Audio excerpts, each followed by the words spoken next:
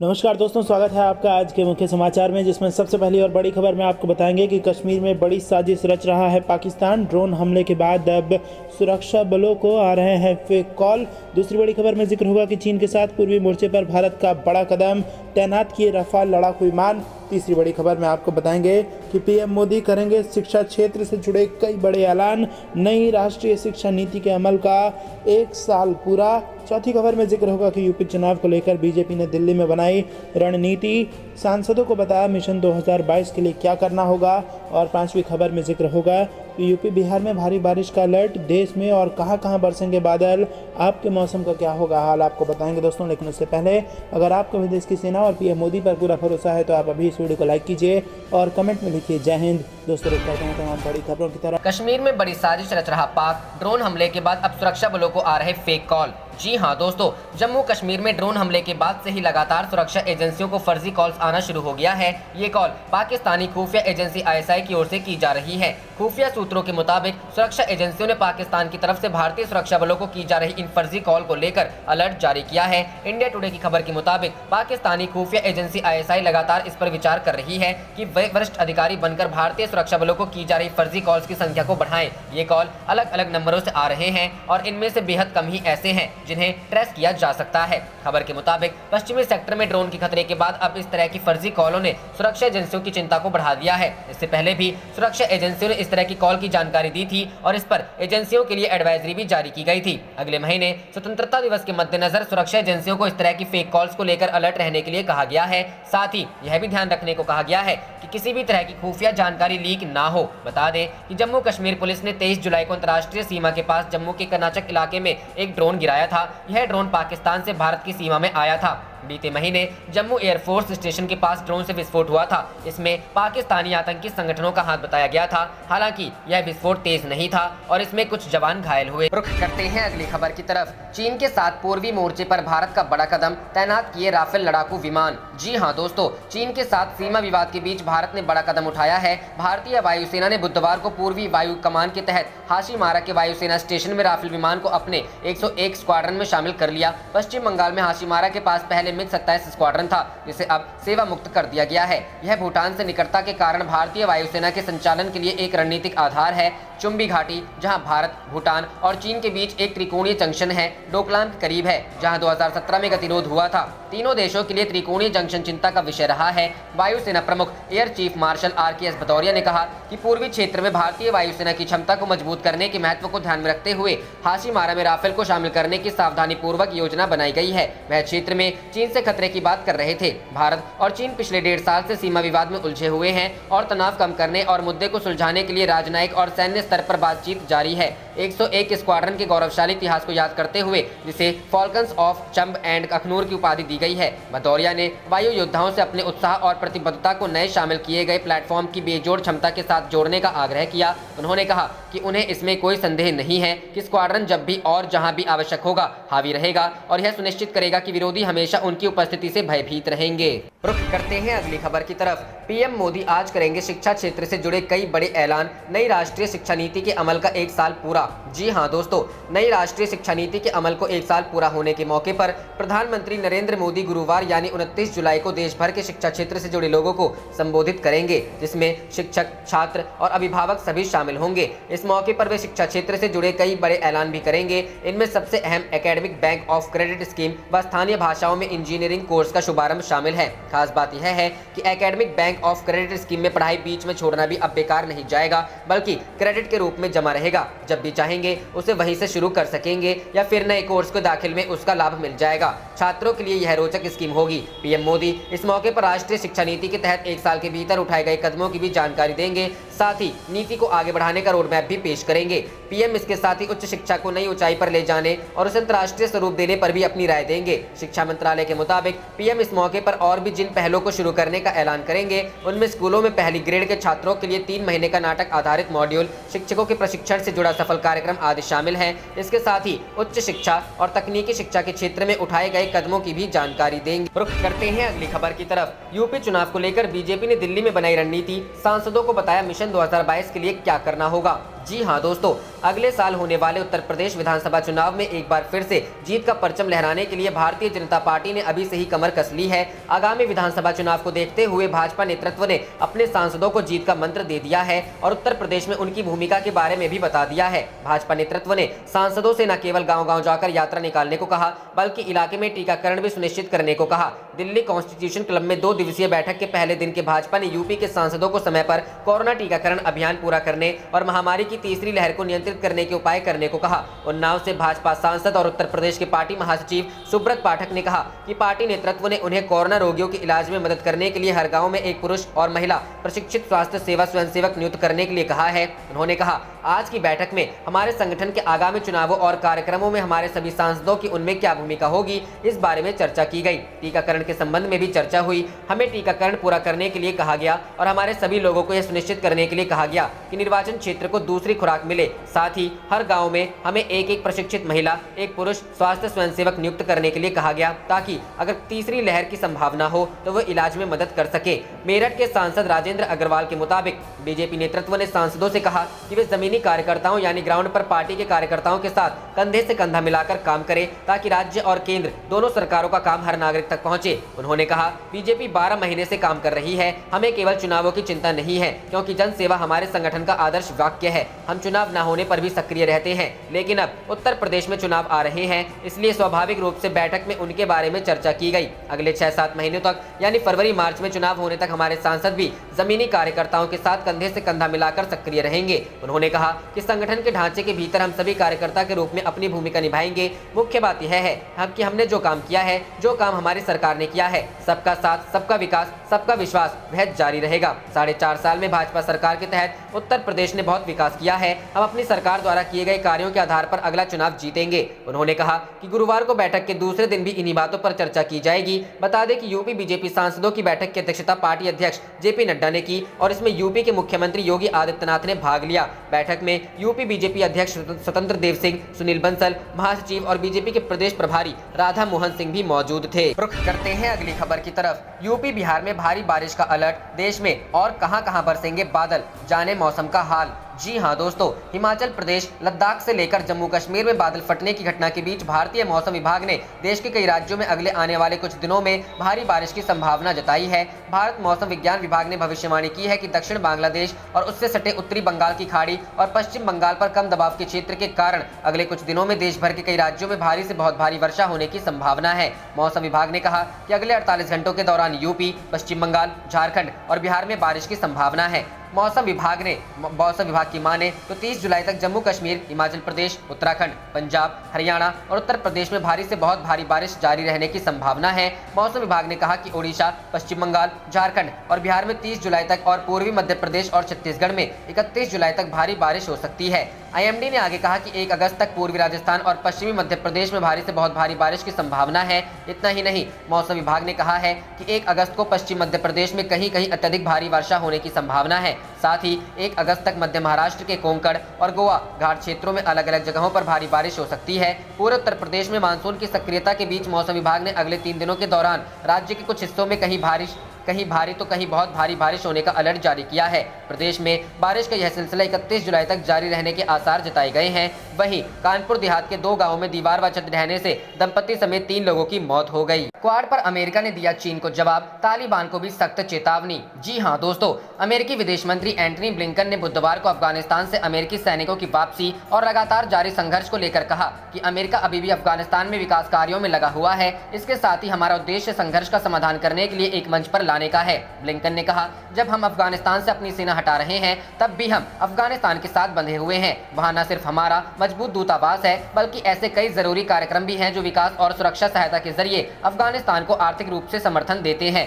Blinken ने कहा, हम अफगानिस्तान में संघर्ष के समाधान के लिए पार्टियों को एक साथ लाने के लिए काम करने की कूटनीति में जी जान से जुटे हुए हैं। ब्लिंकन ने तालिबान पर निशाना साधते हुए कहा, बलपूर्वक देश पर अधिकार करना और लोगों के अधिकारों का हनन करना अपने मंसूबों को हासिल करने का रास्ता नहीं है। हैं। उन्होंने कहा, केवल एक ही रास्ता है और वह है बातचीत की मेज पर संघर्ष को शांतिपूर्ण ढंग से हल करना। अमेरिकी विदेश मंत्री ने कहा, तालिबान का कहना है कि वह अंतर्राष्ट्रीय मान्यता चाहता है, कि वह अफगानिस्तान के लिए अंतर्राष्ट्रीय समर्थन चाहता है। शायद इसीलिए वह चाहता है कि उसके नेता दुनिया में स्वतंत्र रूप से यात्रा करें और प्रतिबंध हटा दिए जाएं। ब्लिंकन ने आगे कहा, तालिबान सिटी सेंटर्स में आगे बढ़ रहा है। अफगानिस्तान के लोगों पर उनके द्वारा अत्याचार किए जाने की खबरें भी सामने आ रही हैं, जो कि काफी परेशान करने वाली बात है। उन्होंने कहा, यह निश्चित रूप से देश को लेकर उनके इरादों के अच्छा होने का संकेत नहीं है। ब्लिंकन ने कहा कि हम अफगानिस्तान में अभी भी प्रयास कर रहे हैं। रुख करते हैं अगली खबर की तरफ। मोदी सरकार ने संसद में बताया, जम्मू कश्मीर को कब मिलेगा राज्य का दर्जा, आतंकवाद पर भी दी रिपोर्ट। जी हां दोस्तों, केंद्र सरकार ने संसद में जम्मू कश्मीर को राज्य का दर्जा दिए जाने को लेकर अहम बयान दिया है।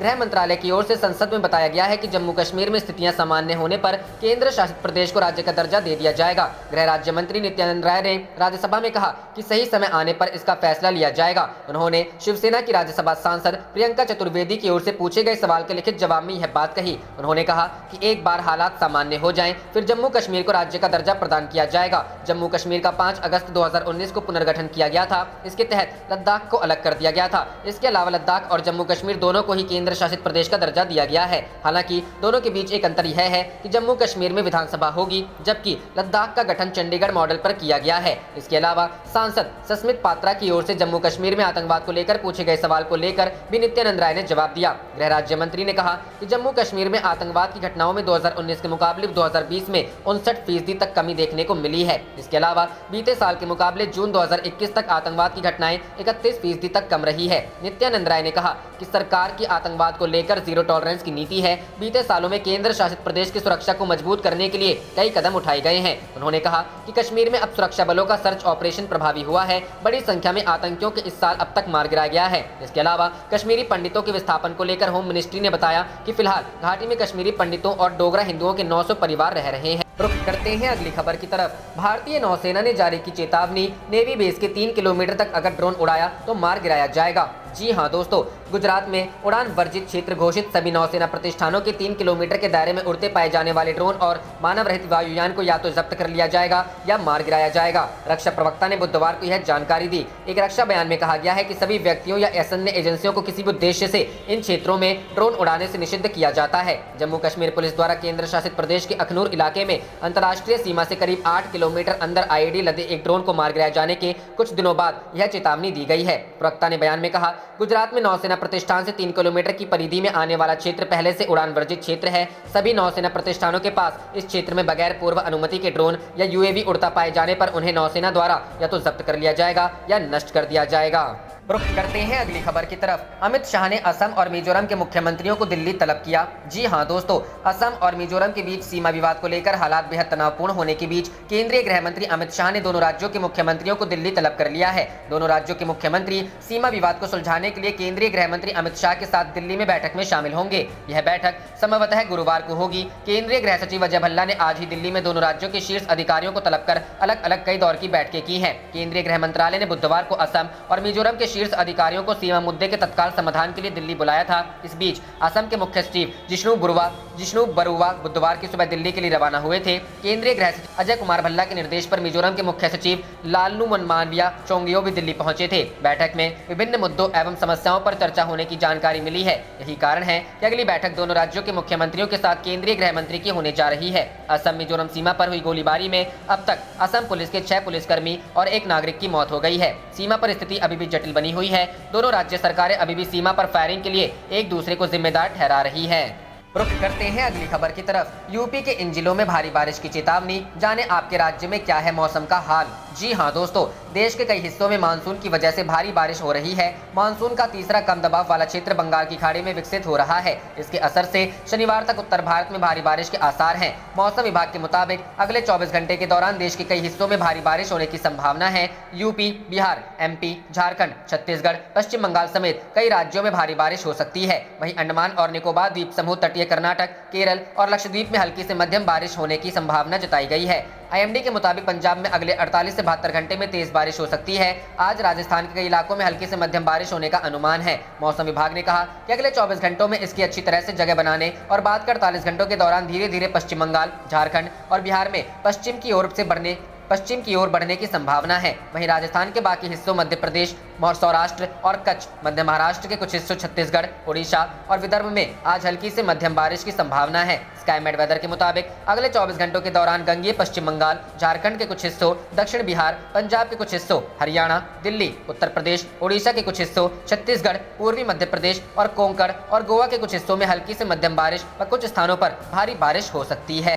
करते हैं अगली खबर की तरफ। इमरान खान के अत्याचार की खुली पोल, पाकिस्तान से आज़ादी मांग रहा पीओके। जी हां दोस्तों, जम्मू कश्मीर में आर्टिकल 370 हटने के बाद अमन और चैन बरकरार है। कश्मीर विकास की राह पर तेजी से आगे बढ़ रहा है और यहां कश्मीर में हो रहे विकास की खबर सीमा पार पाकिस्तान अधिकृत कश्मीर तक भी पहुंच रही है। इसके साथ साथ पीओके में भी पाकिस्तान से आज़ादी की आवाज़ और ज्यादा बुलंद होती जा रही है। इमरान खान की सरकार के खिलाफ लोगों का गुस्सा बढ़ रहा है और अब पीओके पाकिस्तान से मुक्ति पाने के लिए हिंदुस्तान की तरफ देख रहा है। पीओके में पाकिस्तान से चुनाव तो करवा दिए, लेकिन इस दौरान चुनाव में इतनी धांधली और हिंसा की गई कि पीओके में बगावत शुरू हो गई है। इस बार तो पाकिस्तान की मुख्य विपक्षी पार्टी पाकिस्तान मुस्लिम लीग नवाज के उपाध्यक्ष मरियम नवाज ने ही खुलासा कर दिया कि पीओके में आज़ादी की मांग कितनी ज्यादा मजबूत हो चुकी है। विपक्षी पार्टियों का आरोप है कि पीओके में पुलिस ने इमरान खान की पार्टी को चुनाव जितवाने के लिए हर वो काम किया जो कम से कम वर्दी पहनने वाले तो नहीं करते। इसीलिए वर्दी के खिलाफ पीओके में गुस्सा फूट पड़ा है। पीओके की नीलम वैली में लोगों ने चुनाव में हिंसा के खिलाफ उग्र प्रदर्शन किया।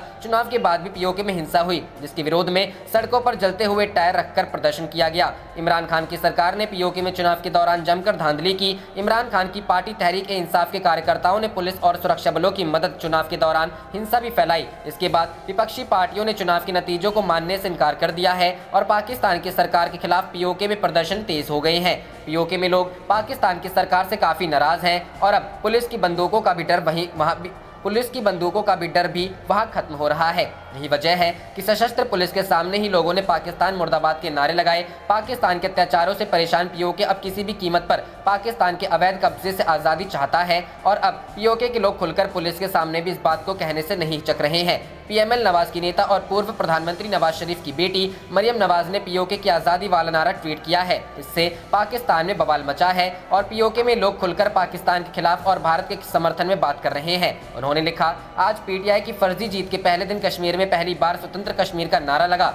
जब आप लोगों के वोट लूटते हैं, उन पर अत्याचार करते हैं, तो ऐसी ही घटनाएं सामने आती हैं। पहले पीओके में हो रही ज्यादती को पाकिस्तान की सभी राजनीतिक पार्टियां दबाने की कोशिश में रहती थी, लेकिन इस बार पीओके में आज़ादी वाले नारे खुद मुख्य विपक्षी पार्टी की नेता मरियम नवाज ने लगाए हैं। इस ट्वीट के साथ मरियम नवाज ने बाकायदा इमरान खान को कोसते हुए पीओके में हो रही इस बगावत को पाकिस्तान के साथ साथ पूरी दुनिया के सामने एक्सपोज कर दिया। ये तमाम सबूत इस बात की गवाही दे रहे हैं कि पीओके में पाकिस्तान के अत्याचार की पोल अब खुल चुकी है। इमरान खान बंदूक और हिंसा के दम पर पीओके के लोगों की आवाज़ दबाने की कोशिश कर रहे हैं, लेकिन बहुत दिनों तक ये आवाज़ दबी नहीं पाएगी। पीओके में पाकिस्तान के अत्याचार बढ़ रहे हैं और बंदूक के दम पर लोगों की आवाज़ दबाई जा रही है। इसलिए अब पीओके के लोग भारत की तरफ उम्मीद भरी निगाहों से देख रुख करते हैं अगली खबर की तरफ। अमेरिका में फिर बिगड़ रहे कोरोना के हालात, डेल्टा वेरिएंट से बढ़ा खतरा, कई इलाकों में लौटा मास्क पहनने का नियम। जी हाँ दोस्तों, अमेरिका में एक बार फिर से कोरोना वायरस के मामलों में तेजी आनी शुरू हो गई है। अमेरिका में एक बार फिर कोरोना वायरस के मामलों में इजाफा हो रहा है। अमेरिका में पिछले कई दिनों से कोरोना के नए केसों में तेजी देखी जा रही है। वर्ल्डोमीटर के मुताबिक अमेरिका में पिछले 24 घंटे के दौरान कोरोना संक्रमण के 60,000 से ज्यादा नए केस आए हैं। इसके बाद अब वह एक बार फिर से संक्रमण के मामले में दुनिया में पहले स्थान पर पहुंच गया है।